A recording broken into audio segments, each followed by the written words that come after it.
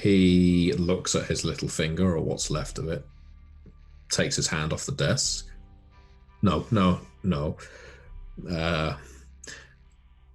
Listen, there's a lady. Her name is Edith Blumenau.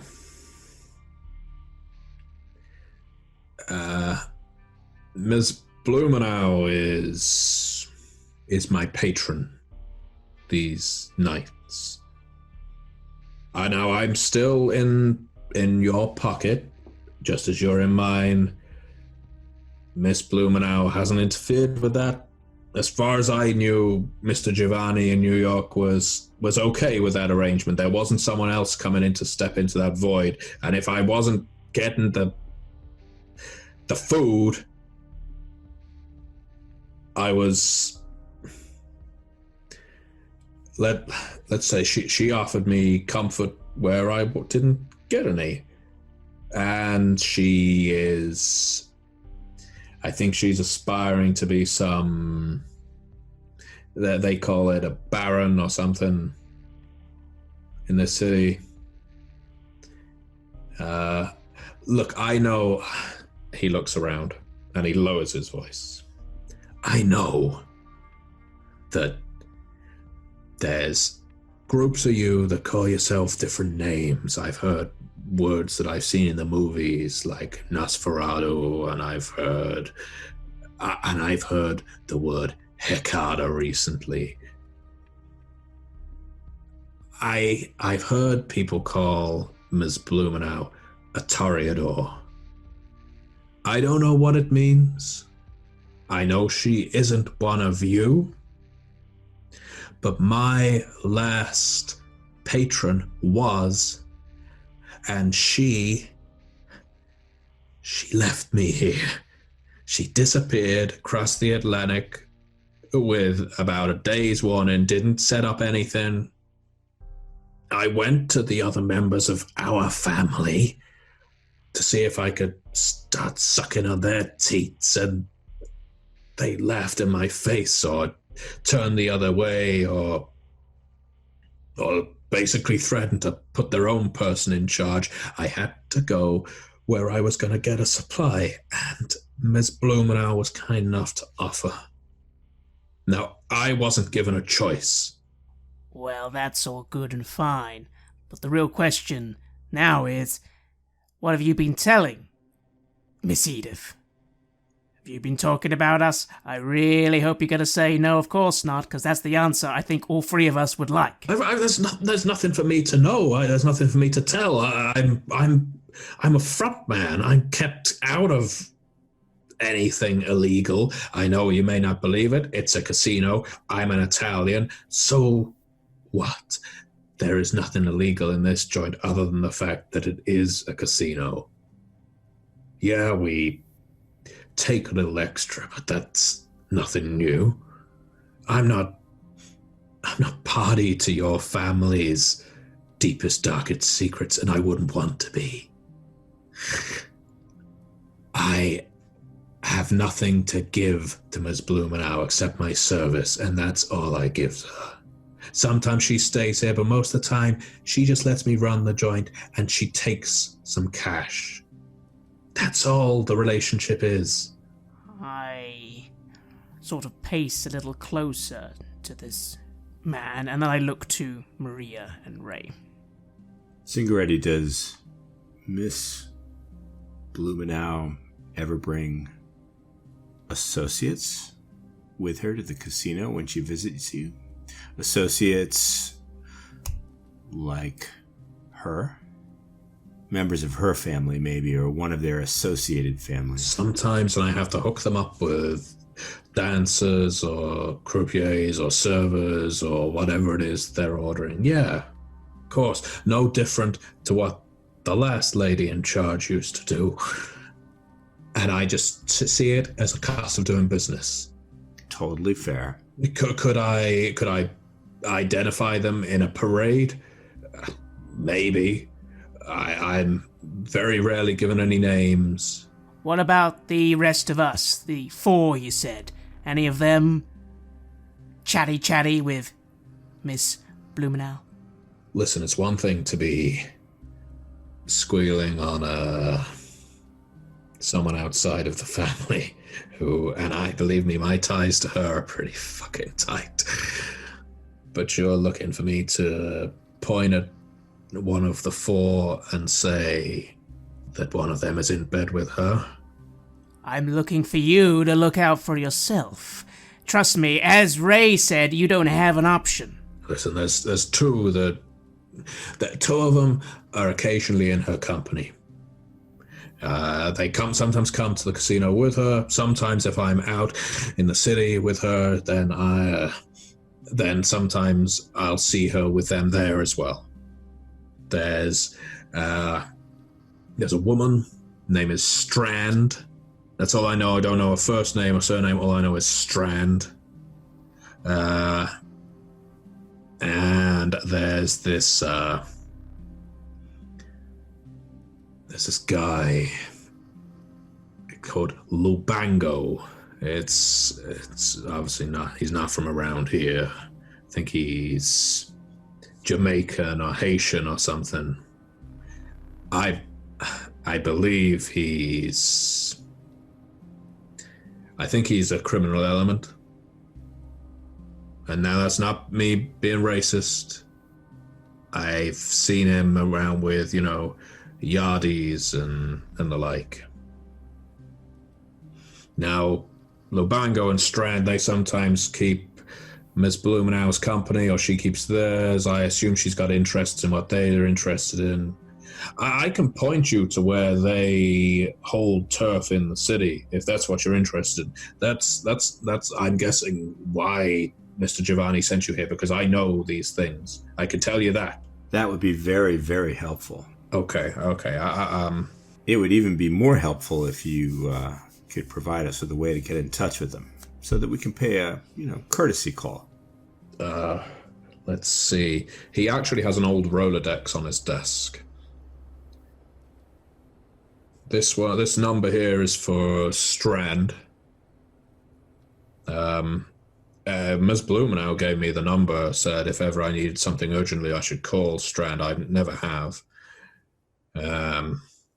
I don't know how you get in touch with Lubango. I guess you just go down to the migrants' quarter and start hammering on doors. Meanwhile, outside the office, Natalie, what are you doing? I'm looking around. I want to see where that breeze is coming from, and I want to see what this place is about. It seems so weird to be in an empty hotel. So I'm just walking around. You're walking around the wider hotel? Well, the same floor as... Yeah. You make your way past his office. You pass some more secretaries, administrative centers. You pass the financial department, which seems a bit ridiculous to have a department in a casino, but no doubt a lot of money passes through this place every single day, so I guess it makes sense to have an accountant or 2 on hand. They're all empty. This is around 3:30, 4 a.m. now, so no one's working this late unless they've got a bad reason to be. As you're doing a circuit of the 5th floor of the hotel, you do eventually reach a locked door. The sign above it says 2 rooms, and you assume that this is another way for the servers in the hotel, room service and the like, to get to people who are staying on or near the 5th floor. You can make your way back the other way. What are you looking for in particular? I'm looking for anything that could tell us more about this person. If he's keeping anything secret or anything that he's not telling us. Okay. As you head back the other way, so past the exclusive elevator that you had access to, and you find yourself entering a living quarters. Judging from the decor, which is pretty close to that of the decor inside Zingeretti's office. You would assume this is where he beds down when he's staying at the hotel all night. It's pretty plush. It's not quite as nice as the penthouse, but it's got some nice fixtures and fittings here. There's some paperwork on the side, bundle of cash. There's a few photos of him with local statesmen and the like, shaking hands, holding certificates, trophies, things like that. Him photographed with celebrities that have come to visit the casino. There's even a photo of him with Bill Clinton up on the wall. She doesn't know who that is, so she just looks at it and shrugs. Is there a desk in there? A desk, yeah. Does it have any drawers? There is a desk drawer. I'm gonna look into it. It's locked. I do have 2 in larceny. Okay, let's go for a wits plus larceny roll, please. I have 2 10s, so that's 4. And 6 and 6, so that is 6 successes. You pick the lock of the drawer with your knife. By rights, you shouldn't be able to do so. The knife is too long, too wide, too heavy. But you're pretty good at opening up small things with the tools in your box. And the drawer clicks open, and you're able to slide it into your hands without any sign of interference. The drawer contains quite a lot of paperwork. There's a photo of Zingeretti with someone, again, you don't recognize. It's a young girl, a young boy, and a tall man who's smiling. You can see that his wallet is in there, or at least a wallet, some keys, and a small, despite how outdated it would be, a small tape recorder. Okay, does it have any tapes in it? Yeah. I'm gonna take it and the tapes, and I'm gonna look in his wallet. The wallet doesn't contain too much of note. There's some cash that you could pilfer. There's some cards, membership cards to local bowling clubs, golf clubs, things like that. Does he have like a shelf with other tapes, like empty tapes or something like that in the room? No, but as you go deeper, you can see lots of gold records on the wall. I'm gonna take the tapes only and leave the player. There's only 2 of them, so yeah, you pick up 2 what are essentially dictaphone tapes. And I'm gonna take the keys. Okay. And that's it. I'm gonna close the drawer again. Lovely. And because you were so successful in unlocking it, it locks itself as soon as you clasp it shut again. Great. Is there anything else you're doing before you return? Is there anything else about the room that seems off? Nothing that seems immediately off. He clearly keeps his personal life or his past as a music producer off in one corner, which is quite sad, really, because as with everything else, there's photos of him all over the place, and he only looks truly happy when he's standing next to who you assume are musicians. But that part of his life is long over, judging by some of the musicians he's standing beside. Well, I'm gonna leave the room then. Okay, you re-enter as the conversation continues. So, sorry about that. Oh, I forgot she was there. I'm sure you did. So, short of that number I've just given you, and I was given that a little while ago, I assume it still works. I can introduce you to Miss Blumenau if that's what you're interested in. If you want to tell me what it is you're looking for down here, I might be able to find out an answer. But if you do tell me, I appreciate I may be putting myself in danger, so I would love to help you. I love to help people. What do you need from me? Mr. Zingeretti, I think you've been very helpful. We really appreciate your kind assistance. If we need anything else, we'll let you know. You see him go pale and he immediately goes to start gnawing on his forefinger. Mr. Milliner. And you can see that it's painful for him to say this. If you or any of your friends need to dine while you're at my casino, I have a recording studio with soundproof walls and a very quiet cleaning staff. That's great, yeah, thanks. He looks sick at the fact that he's had to say it. On the contrary to what you just said, I think it's best if your friend, Edith, knows absolutely fucking nothing about what we're doing here, right? I'll do my best to not tell her anything about it, Mr. Smith. Yeah, 'cause, I get your situation, but honestly, it's not gonna go well for you if you keep hanging around with, these toreadors. Maybe no one's told you, but the families don't mix. At least not those families, right? So He looks up at you at that, his brow furrowed. He looks like he wants to shout, and he gulps it down. Maybe if my previous patron hadn't disappeared, I wouldn't have been forced into Miss Blumenau's arms, Mr. Smith.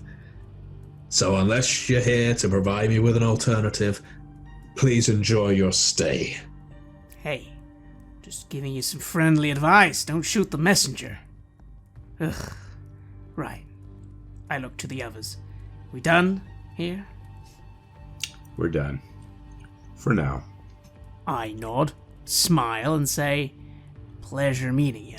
Have a good night.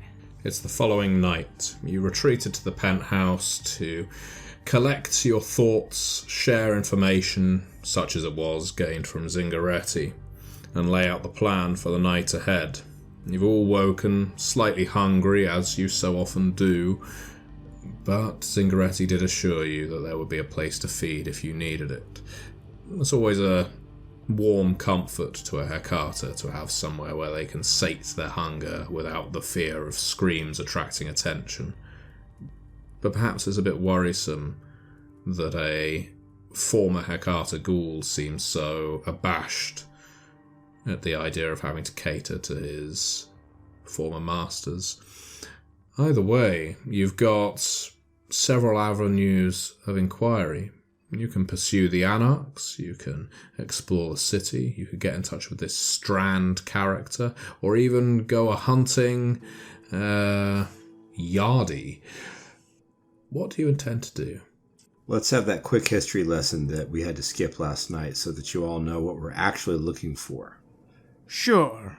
Long story short, somebody has been blabbing. Somebody down here has loose lips, and they've told somebody something that they shouldn't have, and it got back to the wrong people. Well, maybe the right people when you think about it. What it is doesn't really matter, but if you want to know, I'll be happy to indulge your curiosity to the best of my ability. But there's an ancient agreement called the Promise. Yeah, I know, but in 1528 they didn't have marketing, so give them a break. It's called the Promise, and it basically... it's a statement of neutrality between us, Hecata, and the Camarilla. Really everybody. Pretty much guarantees that everybody stays out of everybody else's business. I'm sure you've heard in one way or another that we don't screw around with each other. Yeah? Yeah, exactly. Yeah. Okay, so this is supposed to be a fairly clandestine affair, but there's a particular clause in the Promise that I guess our family would rather nobody know about who doesn't need to know. That's that the Promise has an expiration date, like a carton of milk. And the expiration date is coming up fast. So when Maria and I were paying a call on an associate in the fucking Tremere clan, I hate these guys, in New York, the night before last, we found out that they know about the expiration date. And the leak is here. It's in Atlantic City, somewhere. Right. Yeah, you see, that's what I was getting at. I did know that we don't... I mean, hell, I haven't even met any of these other families because I was told that's not how we do things, and that makes sense to me. Gangs don't hang out. Well, that seems weird. Unless, they're actually working together, which we're not. So, in that case, first of all, what does everyone think about him being buddy-buddy with some Toreador? That already, to me, sounded pretty bad. Maria, any thoughts? He is obviously thinking primarily about himself, and that's why he's rather quick to turn to the ones that can give him what he wants. I don't know exactly if this might be the case, but that missing part of his little finger might indicate that he's broken some promises that he wasn't supposed to break. I found some things in his office when you guys were talking to him.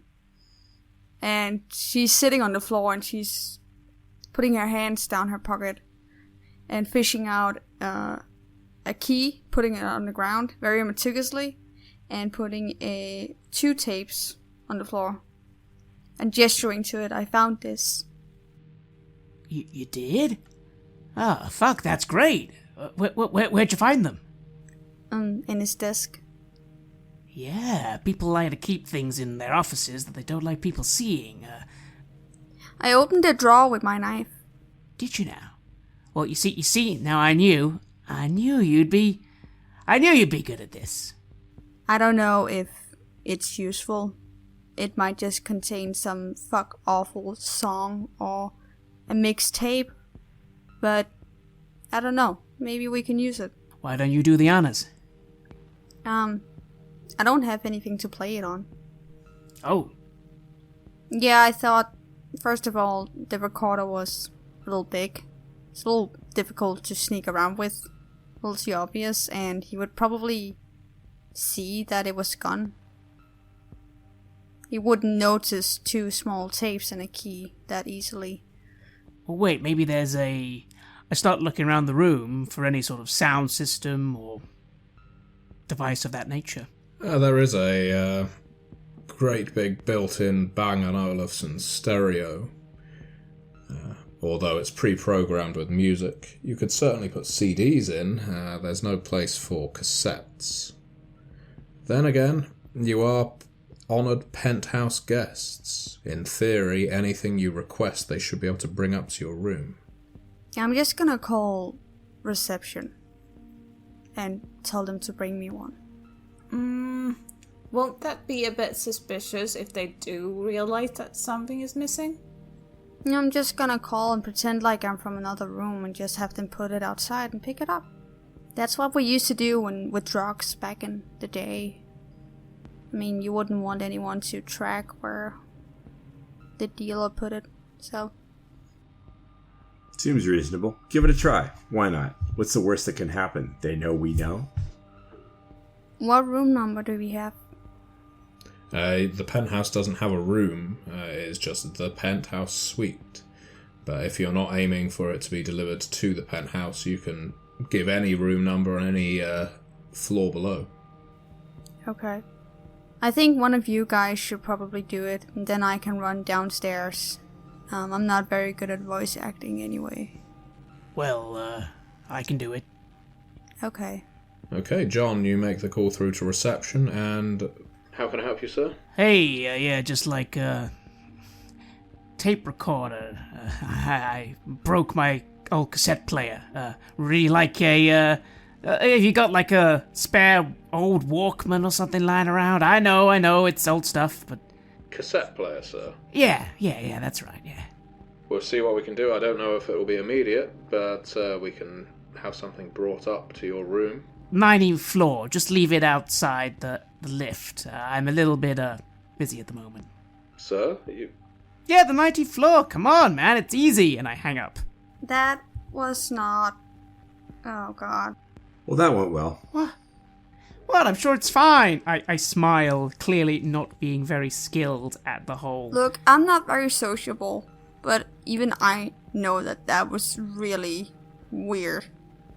And super suspicious. Yeah, I think next time someone else should be lying. I can volunteer for that. Yeah, she's good at it, actually. I hope you keep in mind that this critique that you got came from a girl that's most likely picking apart spiders on her spare time. No, just humans, really. Gee, I'm sorry, I'm not good at lying, okay? I'm an honest phone guy. starts What can I ringing. say? I'll answer it.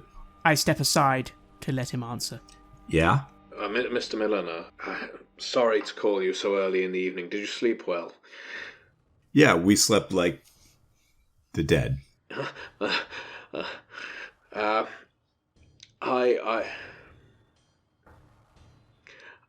wanted to be the one to tell you that my patron, Miss Blumenau, was she came by just before you woke. Yeah. She's an early riser, and she could tell I was nervous and wanted to know what was wrong, and I told her that you and your friends were here. Okay. I'm sorry. I'm sure you understand the strength of these things. I can't just lie to her. But the good news is she seemed quite pleased that you were here and has invited you, and only you, to have what she referred to as supper at a cafe on the Boardwalk. When? In an hour's time. Well, if you're still in touch with your patron, please let her know that I accept, and I'll be looking forward to meeting her. Of course. You'll recognize her. She is wearing the most fantastic blue dress. She really is a beautiful, beautiful woman. And he hangs up. I'll hang up too. Terrific. What? Zingeretti's Toreador leash holder, Blumenau, showed up this evening, squeezed him, and he let her know we were here. I don't think he had a choice. Fuck. That, potentially is not good. Yeah? Are you... What? You gotta go meet her? Yeah.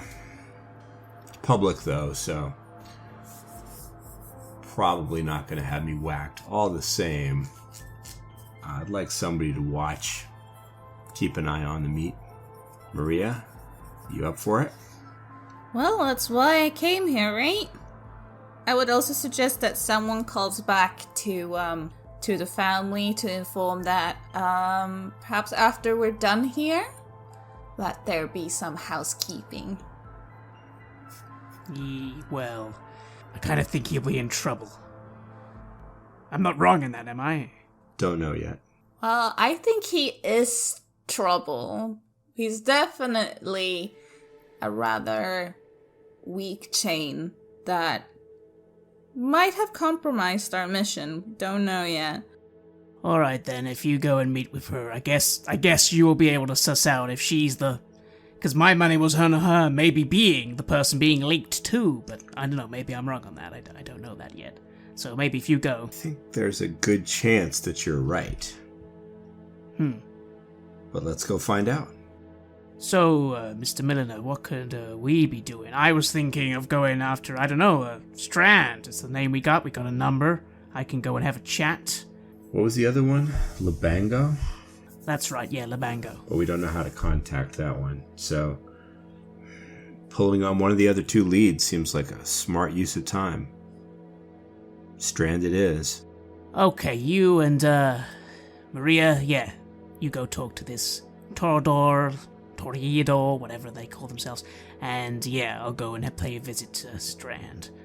Hopefully it'll all be fine, especially if I bring Natalie with me. No, you can always practice the lie in your head before you speak. Hey, I know how to keep my mouth shut. I'm just no actor or anything. Ray and Maria, you make your way down the boardwalk. It's actually a very pleasant evening, considering you're in Atlantic City. There's the usual smell of fumes coming in off the docks and the water. This isn't exactly the place you'd go bathing, but it is picturesque. As much as your Boston sensibilities tell you otherwise, it does actually look quite pleasant to look out across the sea. And the boardwalk is everything you've been told it is. I've no doubt there have been occasions where you've been to AC before. There's a thrum of life to people, mostly tourists walking up and down this place this late at night, stopping into arcades, restaurants, casinos, nightclubs. For the last century, this has been one of the most buzzing areas of any city in America consistently. And there's a real reverberation of life that just courses through it. Everyone walking here has a strong pulse to their neck. You can smell the blood coursing through their veins. It really is quite enchanting. Okay. This isn't so bad. I mean, Jersey, right? I figured, Well, I figured it'd be a lot worse. This is okay. Admittedly, you are probably the best dressed person here. Everyone else looks like they're dressing up to be on Jersey Shore, which is not exactly a high praise. Maria, are you hanging back or are you staying close to Ray? I am hanging back. Hopefully I have something to distract myself with, like a phone, so it would be reasonable for me to be standing by myself. Could perhaps use the selfie angle to, kind of get a look, even if I'm not looking directly at him. Make sure that he is not in immediate danger, though. Yeah, having a look around, there are a lot of people here. I mean, if you stand still in one place for long enough, you're going to have a couple of hundred people pass you by in the course of a few minutes. This is the only real tourist destination in Atlantic City, so there's, a big mass of people enjoying the nightlife. That said, you are trained to look out for danger, especially as it pertains to someone who you're protecting, and in this case that's Ray. So your eyes, you scan the crowd, you look into your phone, see whether there's anyone watching you or watching him. And yeah, there's a couple. Their eyes aren't trained on you, they are trained on him. A couple of young women. They look like the Jersey Shore types who are going around chewing gum, wearing their pants halfway down their legs and generally schmoozing around the place. But they're keeping a close eye on Ray. They're keeping pace with him, even though they're not standing near him. Have I found this cafe yet? Where is this place? You are at the cafe, and sure enough, as advertised, there is a very striking woman in a radiant blue dress. She's stirring a cup of what you assume is iced tea with a sugar cube in the Russian style. Gross. Okay. I'll take a quick look around her. I don't have Maria's skills, so I don't know what I'm looking for. So unless it's incredibly obvious that there's something dangerous or out of place, I'm not going to spot it. Mr. Melina? Miss Blumenau. Good evening. She stands. She offers a hand for you to kiss. Ray thinks to himself, old world affectation. Gross. He'll kiss it politely and smile equally politely and wait for her to be seated before he sits down. Could I order you anything? They do a fantastic croque madame here. You know, I'm not hungry, but I'll join you in a drink. She signals, points at hers, puts 2 fingers up. So let's cut to the chase. Let's. My man says you're in my city. And don't worry, we're not members of the big Yacht Club here. But still, you didn't run it past me, you didn't run it past any of my friends. What I need to be sure of is that the Venetian contingent aren't planning on taking over. What am I drinking? What is this? It's exactly what it appears to be. You have to affect a pretense, Mr. Melina. That's how some cities survive and some die on the vine. Ah. Just little things like pretending to drink a cup of tea. I don't disagree, but iced tea at night in a cafe? Weird. Okay. So, first of all, whether or not we are interested in expanding our footprint in the city is not for me to say. Above my pay grade. I'm just here to make contact with our colleagues and associates, make sure everything is running smoothly, ask a few questions. I think you know some of them, actually. I'll pretend to search my memory as though I'm not really familiar with who I'm here to talk to. Strand, and Lumbago, I think. Oh, they all said that you types were also morbid, so dark-humoured. Well, maybe it's the Boston in you. Hey, I'll take that as a compliment. Oh, please, I love Boston. I think the entirety of New England is so wonderful. Yeah, I love it too, Stephen King country. So... Yes, of course, I do know your associates. I keep close counsel with them. We work together. But, as I say, your family did forfeit the right to... what's the nicest way to put it? Govern Atlantic City when... what was her name? Marnie? Giovanni all went back home to Venice. So... Never met her. I understand she was perfectly agreeable, as most governors are. As far as I know, and as far as I'm concerned, Miss Blumenau, you're welcome to it. I'll make a pointed show of looking around out at the ocean, at the view, up and down the street. It's charming. Actually, I would go so far as to say it's beautiful in a very provincial sort of way. Believe me, Mr. Melina, I am not interested in the spoils of this entire wretched city. I think anyone these nights would be well placed to carve out a piece of territory, claim it as their own, and cling dearly to that. The Boardwalk, everywhere that people walk, I should say, belongs to me, and by me I mean the movement.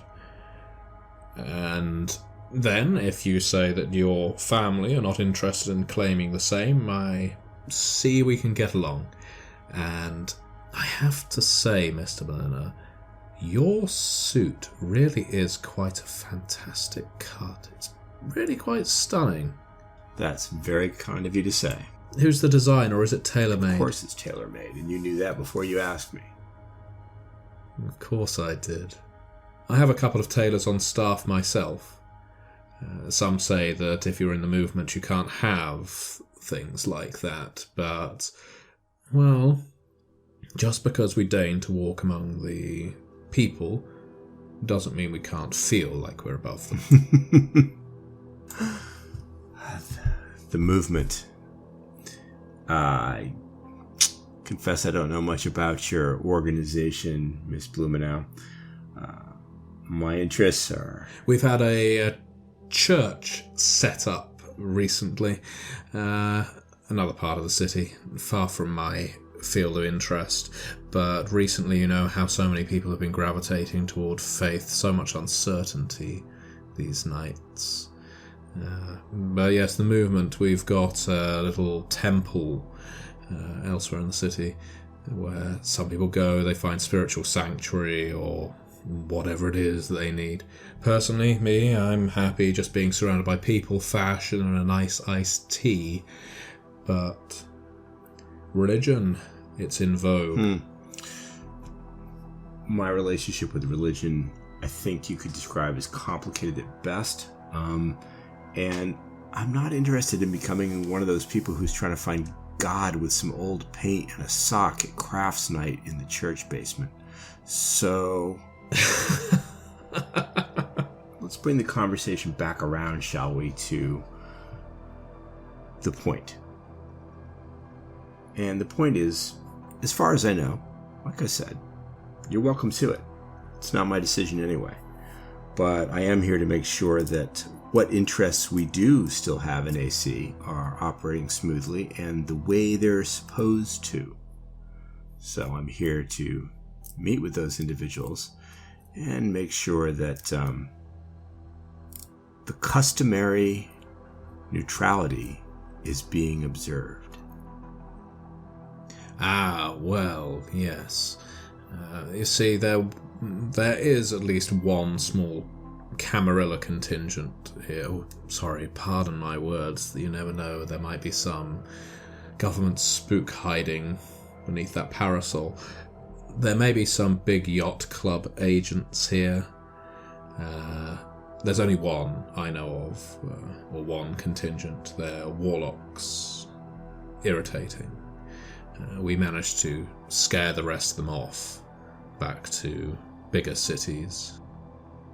So that means, as I have never had cause to make fire with your family, we've seemed to get along famously. I can certainly introduce you to them. You mentioned Strand and Labango, two very different people, but very interesting. They both dress very sharply. There are another two, however. There's one of your family, Leah Melina, and a Hope Duncern. They occupy their own little fiefdoms, they do their own little things. They don't get in my way, I don't get in theirs. I would hate to think that there's some kind of family rift that you are being sent here to fix. But if there's anything I can do to help, all you have to do is tell me. That's extraordinarily kind of you, Miss Blumenau. Appreciate it. And it might be that I'll take you up on your very kind offer of introductions. Well, it's a new night, Mr. Melina. A new night. And new alliances need be formed. Don't you think? Because sometimes old alliances, they wither and die. And, well, it's best to keep a door open in case a window closes. I take your meaning. Maybe we should stay in touch while I'm here. I would love nothing more. I know where you're staying, of course. How do I reach you? Through Mr. Zingeretti, I think. Oh, through Thomas? Yes, you could reach me through Thomas. I'm sure he... Well, I would say I'm sure he would be delighted, but I don't think he would. I think he's afraid that someone's going to chop off his hand next. You know, it's tragic what our power does to them. what it does to their minds. When I first became aware of him, he was a big player in Motown. Big player. So many records. I don't know if you've ever seen his collection. Now, you hope that Toreador blood would inspire something in him. But all I see is him just being hollowed out every single time he takes a drink. It's really quite sad. I guess I hadn't thought of it like that. Our relationships with our employees are perhaps somewhat different than yours. Before I go, if I could give you a piece of unsolicited advice. I don't think you understand how we work, Miss Blumenau. Yes, times have changed, but we are a powerful global organization. We operate everywhere. We speak multiple languages. We form overseas alliances and joint ventures. We make investments, just like any other multinational company. A multinational company cannot be countered locally. We remain secure because our liquid capital is harder to trace. And in times of crisis, many clubs, including yacht clubs, find what we can offer too tempting to resist. So, thank you for the tea. It was a pleasure meeting you. Have a wonderful evening. I'm sure we'll talk again. And you too, Mr. Molyneux. You really are quite something.